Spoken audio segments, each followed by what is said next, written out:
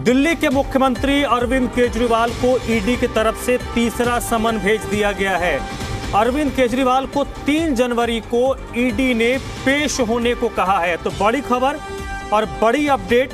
दिल्ली के सीएम अरविंद केजरीवाल को अभी 2 दिनों पहले दूसरा समन जारी किया गया था जिसमें उनको पेश होना था, वो नहीं पेश हुए, वो विपश्यना के लिए चले गए। अब ईडी की तरफ से दिल्ली के सीएम अरविंद केजरीवाल को तीसरा समन किया गया है और 3 जनवरी को दिल्ली के मुख्यमंत्री को ईडी ने पेश होने को कहा है। तो बड़ी खबर और बड़ी अपडेट इस वक्त की, दिल्ली के मुख्यमंत्री अरविंद केजरीवाल को ईडी की तरफ से तीसरा समन भेजा गया है। और अब सवाल फिर उसी जगह पर आकर यथावत खड़ा हो जाता है कि क्या दिल्ली के मुख्यमंत्री तीसरे समन पर ईडी के समक्ष पेश होंगे या फिर जैसे इससे पहले 2 बार हुआ कि उन्होंने समन को राजनीति से प्रेरित बताया और उसे वापस लेने को कहा, तीसरे बार भी वैसा होगा, ये देखना बहुत अहम होगा। लेकिन जो बड़ी खबर और बड़ी अपडेट इस वक्त की आ रही है, दिल्ली के मुख्यमंत्री अरविंद केजरीवाल को ईडी की तरफ से तीसरा समन भेजा गया है और 3 जनवरी को उनको पेश होने को कहा गया है।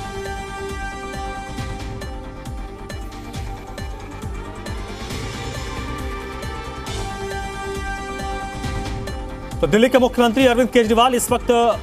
विपश्यना में हैं और इस बीच ईडी की तरफ से, क्योंकि वो दूसरे समन पर पेश नहीं हुए, तो ईडी की तरफ से अरविंद केजरीवाल को अब तीसरा समन जारी किया गया है और उनको 3 जनवरी को ईडी मुख्यालय में पेश होने को कहा गया है। पेश होने के लिए तीसरा समन दिल्ली के मुख्यमंत्री को भेजा गया है।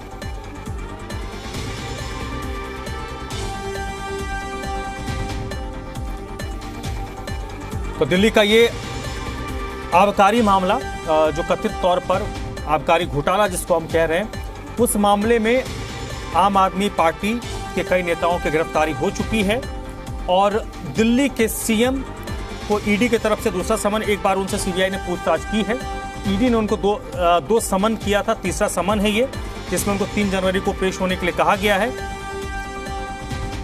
लेकिन सवाल, जैसा मैंने पहले कहा, अभी भी यथावत है कि क्या दिल्ली के मुख्यमंत्री अरविंद केजरीवाल तीसरे समन में पेश होंगे? क्या आम आदमी पार्टी की तरफ से ईडी के समन को लेकर कोई कानूनी लड़ाई शुरू करेगी? क्योंकि ये अमून हम देख रहे हैं कि एक समन, बलराम पांडे इस वक्त मेरे साथ जुड़ चुके हैं। बलराम, क्या अपडेट है आपके पास अरविंद केजरीवाल के समन को लेकर?